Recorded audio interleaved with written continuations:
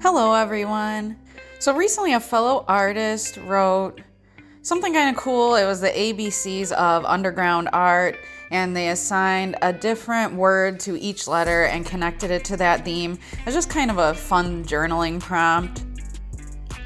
It turned out super interesting, and I really enjoyed reading it. And they suggested that I do one for my type of art that I do.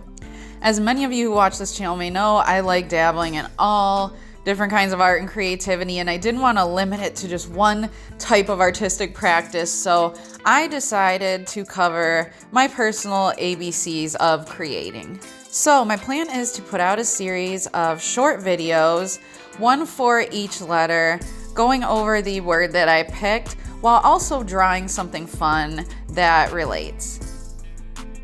Letter B in the ABCs of creation is the word beauty. Of course, when we create something, we hope that others will want to look at it or listen to it, read it, etc. Beauty means different things to everyone, and so the great thing about that is that there is a pretty good chance that someone out there will find your creation beautiful, even if it doesn't fit the norm of how the word beauty is defined. About 7 years ago, wow, hard to believe it's been that long, I created one of my favorite pieces of a young woman with Down syndrome looking joyful, confident, and gorgeous. And when it was shown for the first time at an exhibit and ended up being awarded, some viewers were, let's just say, very confused, did not approve, or were even kind of angry. How do I know this? Well, because I'm a really good eavesdropper.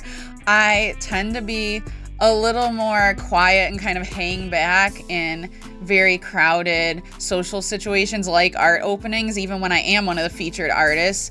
And I have a very, very acute hearing. My parents used to joke when I was a kid and call me elephant ears for this reason. I hear everything. Like, even if you think I'm not paying attention, I am. And so I heard a lot of very positive feedback, but of course, I also heard some negatives, and that made me sad, obviously, but at the end of the day, that's okay. I mean, their attitudes and beliefs about disability are not okay, but I'm just saying more that it's okay if other people don't like what you create. Because at the end of the day, we each get to define what beauty is for ourselves.